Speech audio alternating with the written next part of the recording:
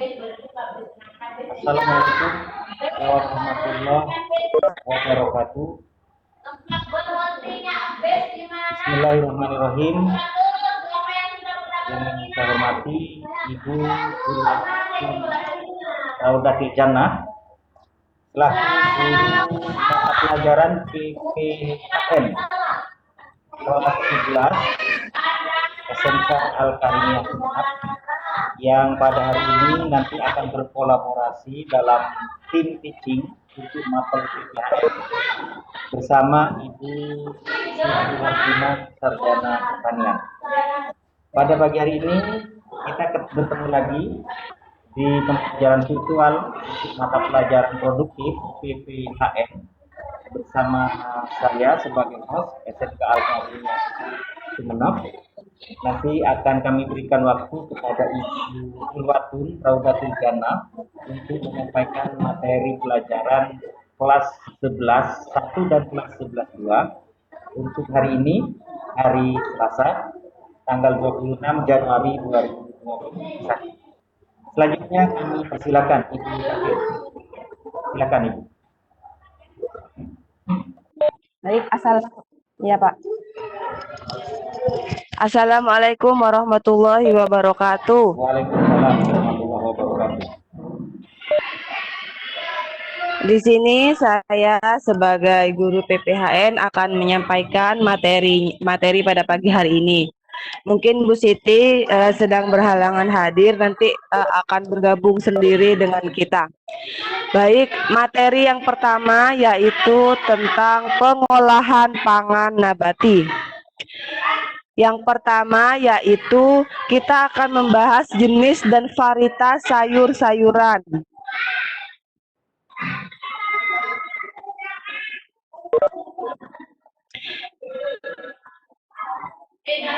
Yang pertama yaitu ada komposisi setiap jenis sayuran berbeda-beda tergantung pada varietas. Cara panen dan pemeliharaan tanaman, serta keadaan iklim, tingkat kematangan, kondisi selama pematangan, dan kondisi ruang penyimpanan. Yang kedua yaitu struktur sayuran dapat dibagi menjadi beberapa sistem jaringan, seperti ada jaringan kulit, dan juga sistem dasar atau pembuluh, serta sistem pembuluh. Dan juga yang ketiga ada tekstur atau kekerasan. Sayuran ini dipengaruhi oleh turgor dari sel-sel yang masih hidup. Sedangkan turgor sel tanaman dipengaruhi oleh beberapa faktor, yaitu ada 3 faktor. Yang pertama adalah konsentrasi bahan-bahan di dalam sel. Yang kedua yaitu permeabilitas protoplasma. Yang ketiga yaitu elastisitas dinding sel.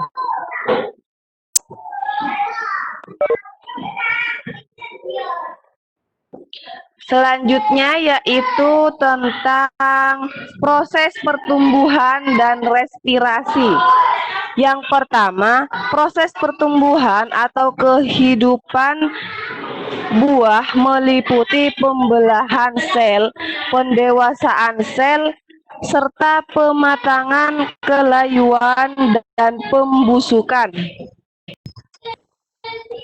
Adapun gejala-gejala kelayuan pada tanaman ditandai dengan menguningnya daun, perontokan daun, buah dan bagian bunga, serta pematangan buah, serta penyakit pengurangan daya tahan terhadap penyakit. Yang ketiga yaitu hormon yang berperan mempengaruhi proses kelayuan adalah hormonnya ada 3. Yang pertama auksin dapat menghambat terjadinya kelayuan. Yang kedua giberelin dapat menghambat terjadinya pematangan, yang berarti menghambat kelayuan pula. Serta ada asam absisat yang mempercepat proses penuaan pada buah-buahan. Yang terakhir yaitu ada sitokinin dapat menghambat terjadinya kelayuan. Yang keempat yaitu respirasi adalah biologis di mana oksigen diserap untuk digunakan pada proses pembakaran yang menghasilkan energi dan sisanya dalam pembentukan karbon dioksida dan air. Yang kelima yaitu faktor yang mempengaruhi respirasi dibedakan atas faktor internal dan eksternal. Maksudnya yang internal ini di dalam bahan itu sendiri. Sedangkan yang eksternal dari luar atau lingkungan sekeliling seperti faktor lingkungan. Seperti itu. Selanjutnya yaitu perubahan fisik dan kimia selama pematangan. Jadi proses pematangan ini ada perubahan fisiknya. Yang pertama, perubahan fisik dan kimia selama pematangan itu ada meliputi warna, kekerasan atau tekstur dari buah itu sendiri, serta cita rasa yang awalnya tidak terlalu manis menjadi manis. Jadi ada perubahan rasa jika buah tersebut sudah mengalami proses pematangan. Selanjutnya yaitu perubahan warna dapat disebabkan oleh proses degradasi, sintesis ataupun kombinasi keduanya. Jadi ada kombinasi antara degradasi dan sintetis. Selanjutnya yaitu dalam proses pematangan, tekanan turgor sel selalu berubah. Hal ini terjadi karena komposisi dinding sel juga berubah. Yang keempat, dinding sel umumnya terjadi dari selulosa, zat pektin, dan lignin. Yang kelima, buah ini dikelompokkan dalam 5 kategori, yaitu buah dengan kandungan pati tinggi, contohnya itu seperti apel dan pisang. Jadi buah apel dan pisang mengandung pati yang sangat tinggi. Serta yang kedua yaitu buah dengan kandungan pati yang rendah, yaitu adalah jeruk, arbei, dan persik, buah persik.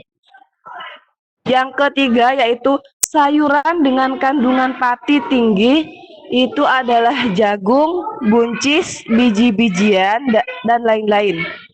Serta yang keempat yaitu umbi-umbian. Umbi-umbian ini seperti ubi jakar, kentang. Yang kelima yaitu sayuran dengan kandungan pati sangat rendah, yaitu adalah kangkung, bayam, katuk, dan turi. Seperti sayur-sayuran ya.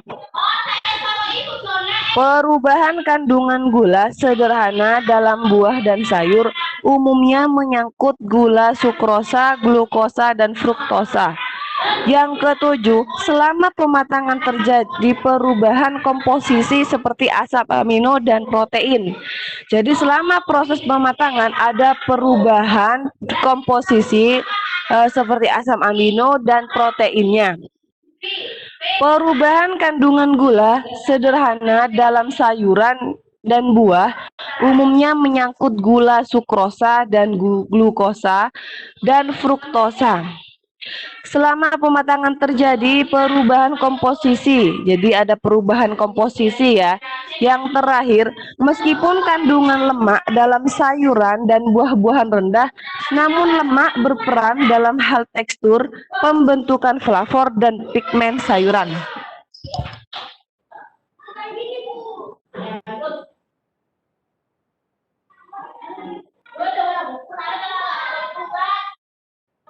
Selanjutnya, mungkin Bu Siti sudah bergabung, ingin menambahkan?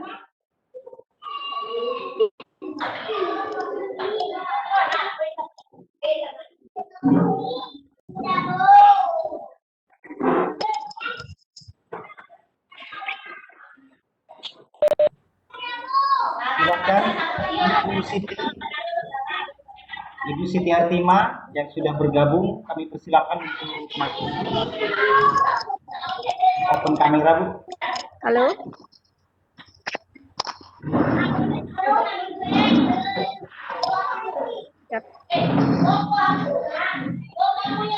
Ibu Datil, Saya melanjutkan. mic-nya ditutup dulu. Dan Ibu Datil Datil mic-nya ditutup. Oke, Bu Artima silakan. Saya teruskan penjelasan dari Bu Datil. Jadi pada musim panen itu tidak banyak buah yang tidak memiliki nilai ekonomi sama sekali. Ibu jelaskan yang pertama itu pisang. Buah pisang ini sangat prospektif sebagai bahan baku industri karena kemudahan dalam mendapatkan bahan baku serta produk dapat diolah dari buah pisang. Contohnya itu yang pertama adalah tepung pisang. Jadi pisang itu bisa dimanfaatkan menjadi tepung pisang. Kemudian dari tepung pisang ini memiliki komponen. Yang pertama kadar airnya, kemudian kadar pati, kadar total gula, itu semuanya ada. Kemudian bisa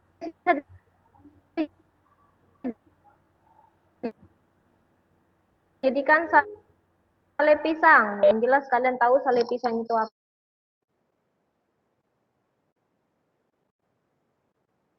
Dengan cara pengeringan.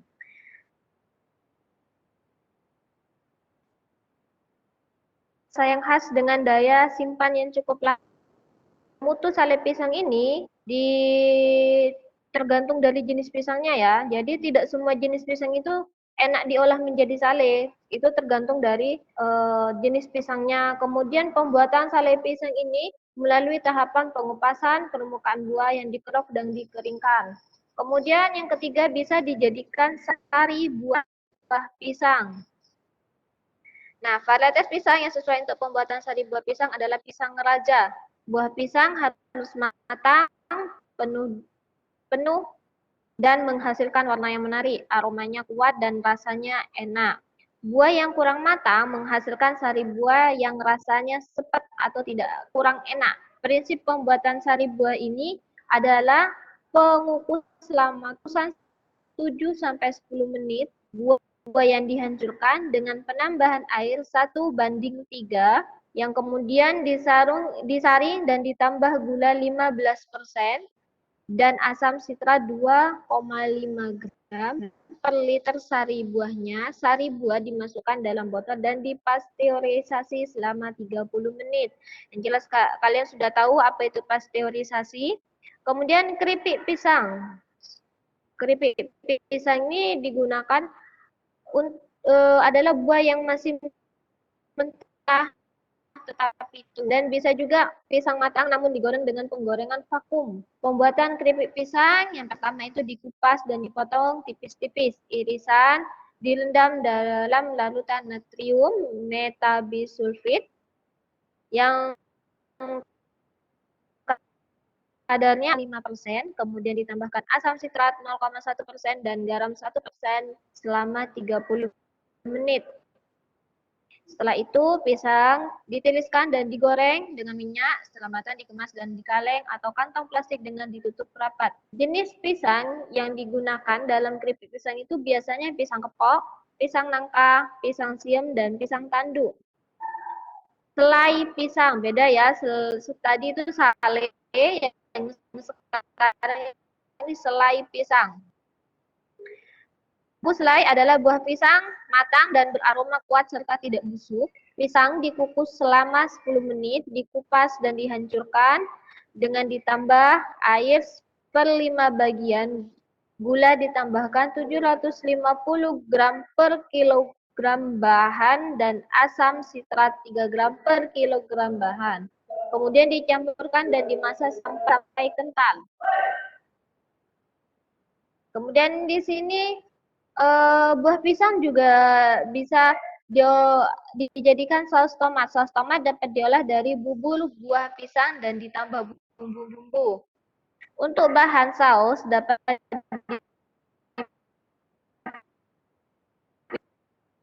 ini buah play ekonomi segar dan diperlukan cukup matang. Prinsip pembuatannya yang pertama itu pengupasan,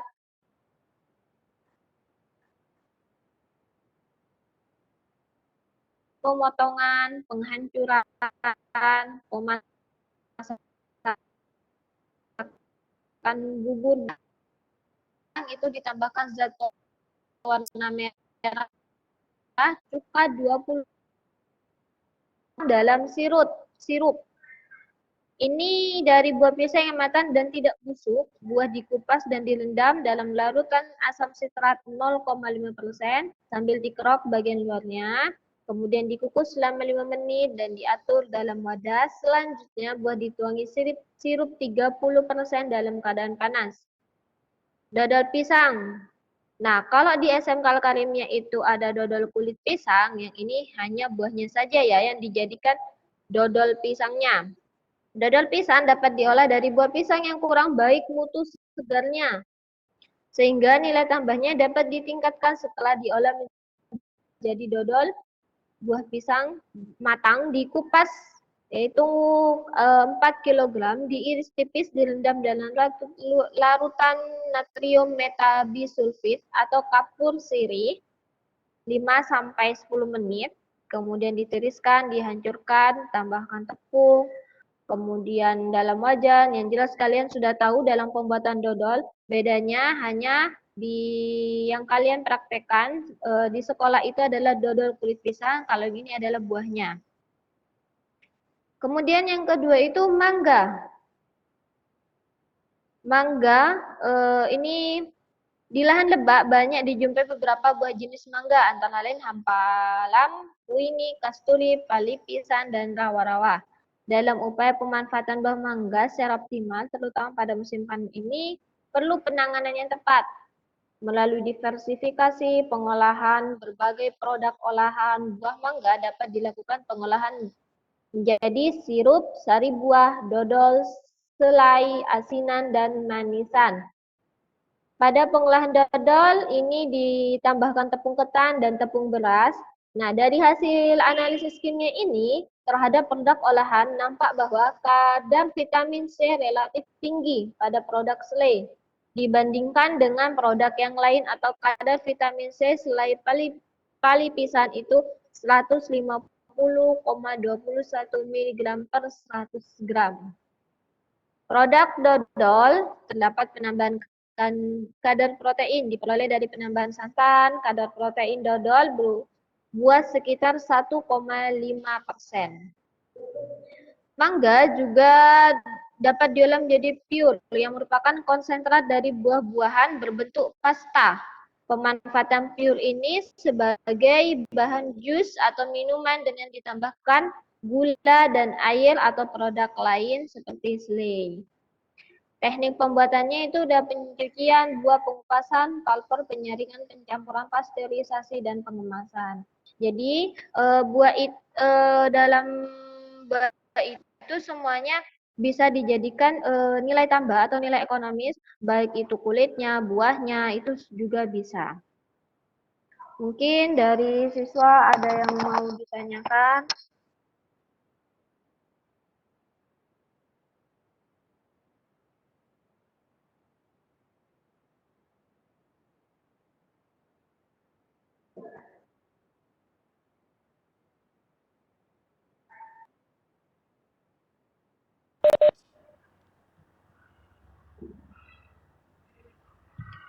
Baik, Ibu Siti, sudah selesai penjelasan materinya?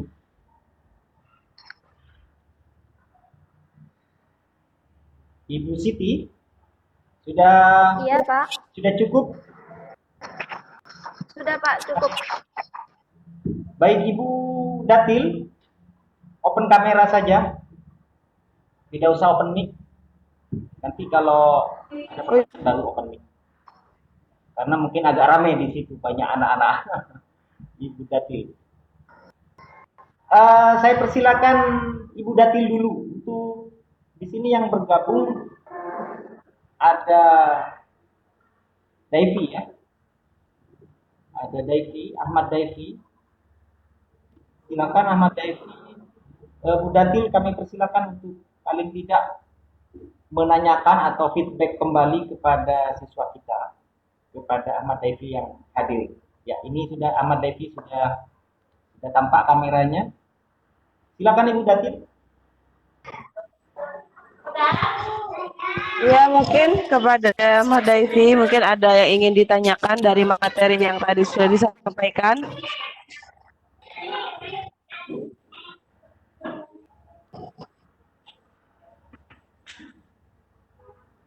Silakan open mic.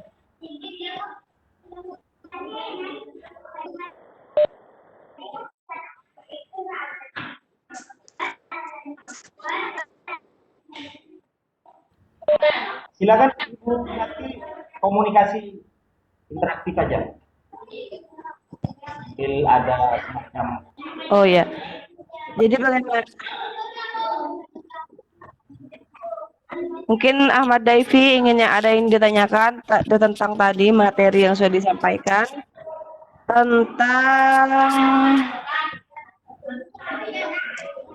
jenis dan varietas sayur-sayuran serta ada jenis dan varietas buah-buah dan juga serta perubahan fisik dari pematangan. Mungkin ada yang ingin ditanyakan dari Ahmad Daifi. Enggak, Bu. Dari tadi menyimak ya Ahmad Daifi ya Ya, apa yang Ibu sampaikan. ya. Ahmad Daifi. Ya. Ya, mungkin ada yang ingin ditanyakan dari materi yang tadi disampaikan. Enggak.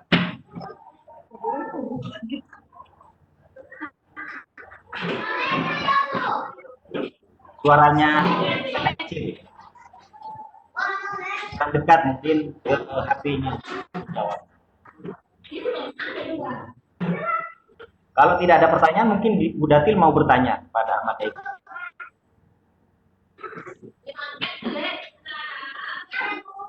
Oh ya, mungkin Ibu yang bertanya ya. Mungkin Ahmad Daifi sudah mengerti dengan penjelasan Ibu tadi. Ahmad Daifi, suara Ibu jelas ya? Ya. Ya. Ibu yang bertanya ya.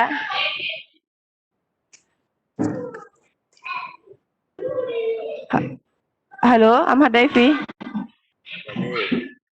Halo. Ya. Tadi Ibu jelaskan tentang struktur sayur-sayuran. Jadi dapat dibagi beberapa sistem jaringan. Ada 3 sistem jaringan. Coba sebutkan 3 sistem jaringan pada buah yang tadi sudah Ibu jelaskan.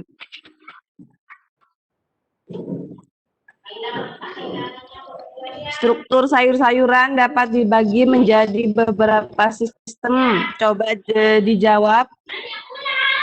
Ahmad Daifi.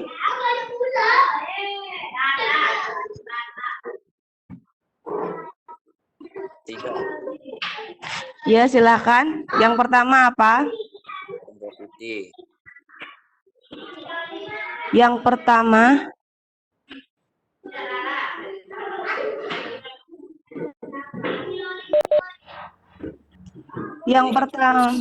ya, yang kedua Suaranya agak lebih keras Bulu. Ahmad Daifi. mungkin lebih didekatkan lagi. Lebih didekatkan lagi. Sistem dasar atau pembuluh. Yang ketiga, Sistem pembuluh. ya.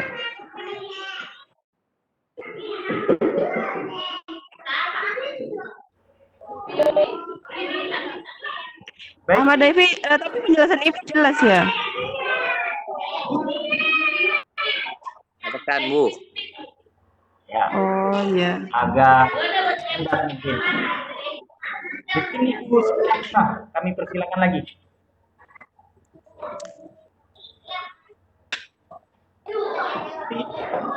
Silakan komunikasi dengan Ahmad Daifi. Di mute dulu.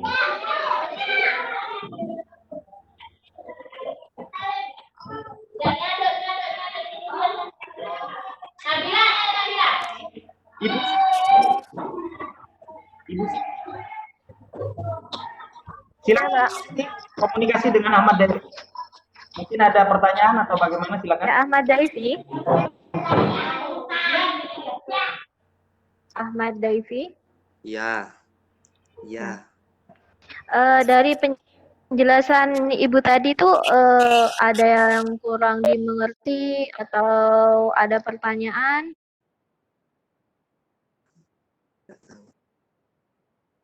Gak ada. Nggak ada. Kalau gitu Ibu yang menanyakan ya. Ya. Tadi itu kan buah yang memiliki nilai ekonomis itu ada buah pisang dan mangga. Adakah buah yang lainnya selain buah pisang sama mangga yang memiliki nilai ekonomis? Ekonomis itu buah yang bisa dimanfaatkan lagi, bisa dijadikan produk. Karena yang jelas, kenapa kok buah pisang ini dijadikan tepung pisang, kemudian dodol, karena itu buahnya itu sangat melimpah ketika waktu panen, sehingga dijadikan seperti itu. Mungkin dari Daivi atau di daerahnya Daivi ada buah yang melimpah tapi tidak dimanfaatkan oleh masyarakat. Pepaya. Hah? Pepaya. Pepaya. Pepaya itu di daerah kamu berarti melimpah. Enggak, di rumah cuma, Bu. Hanya di rumah Di kamu, di daerah enggak ada, cuma di rumah banyak. di rumah kamu banyak. Biasanya di rumah kamu itu dijadikan apa? Enggak ada. Hanya dimakan biasa, kemudian dijadikan rujak, begitu ya? Iya. Ya, menurut Devi apa sih yang bisa dilakukan kalau sudah buah pepayanya itu banyak? Yang jelas kan, masa kamu tiap hari harus makan buah pepaya, kemudian dirujak setiap hari kan tidak mungkin kan? Iya.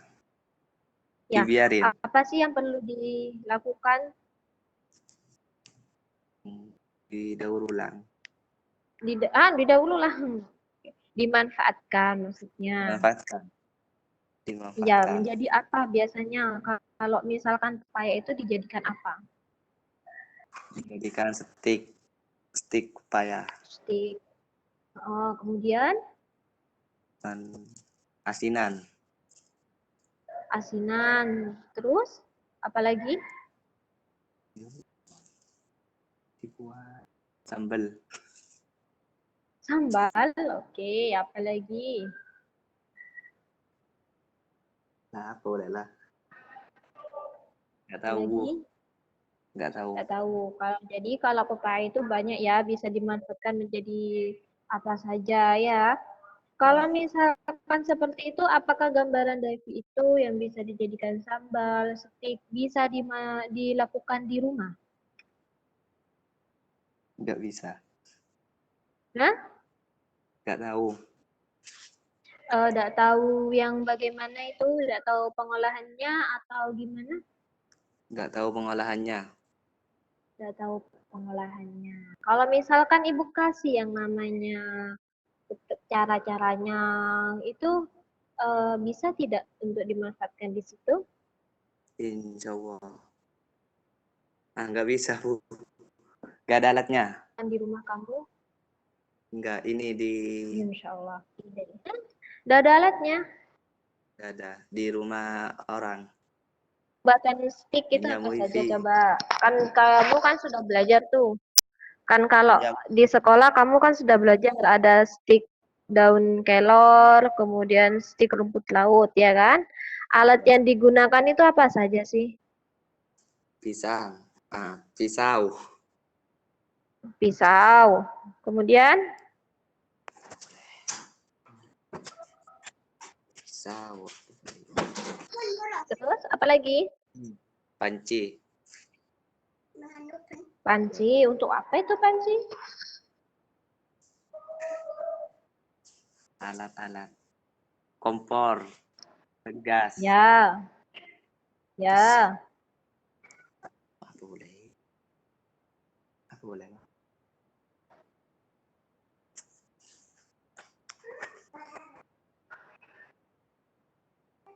Sudah? Itu saja?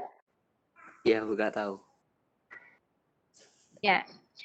Oke, tugas untuk Daivi itu dari Ibu itu mencatat tadi ya buah yang pepaya itu bisa dijadikan apa saja. Berikan salah satu contohnya saja. Berikan salah satu contoh pembuatannya misalkan stick. Berarti caranya itu bagaimana? Kamu catat kemudian kirim ke Ibu ya. Ya, Bu. Ya, ya Pak Mamat itu saja tugas dari saya.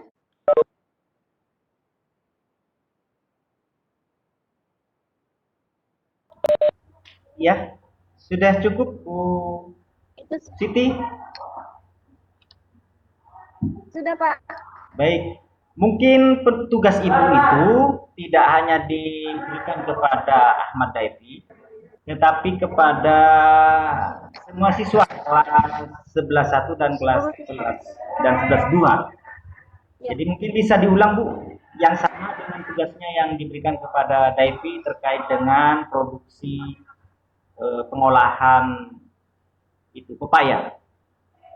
Mungkin diulang Bu, biar nanti siswa Ya. bisa menontonnya Jadi, dan tahu tugas yang diberikan. tugasnya yang pertama itu sebutkan buah pepaya yang bisa dijadikan apa saja.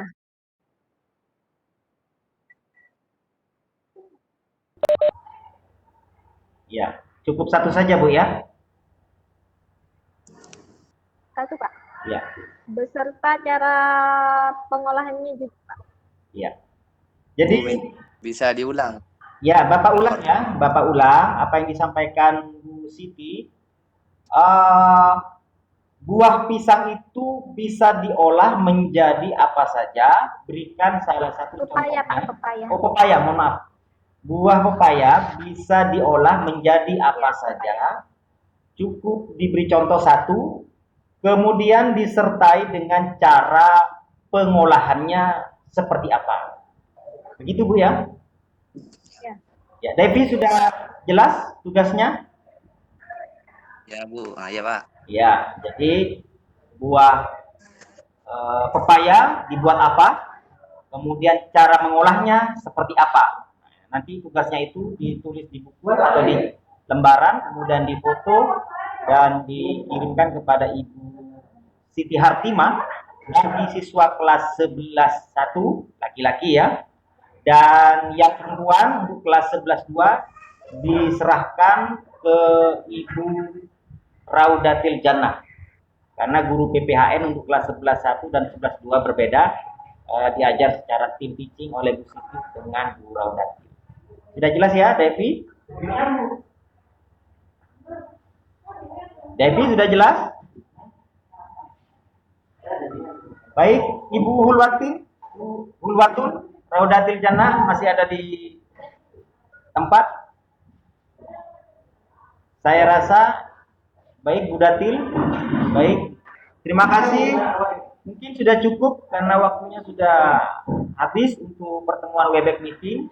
Terima kasih Bu Siti Hartimah, guru kelas 11.1, dan terima kasih Ibu Hulwatun Raudatil Jannah, guru PPHN kelas 11.2. Kita ketemu lagi minggu depan. Assalamualaikum warahmatullahi wabarakatuh. Waalaikumsalam warahmatullahi wabarakatuh.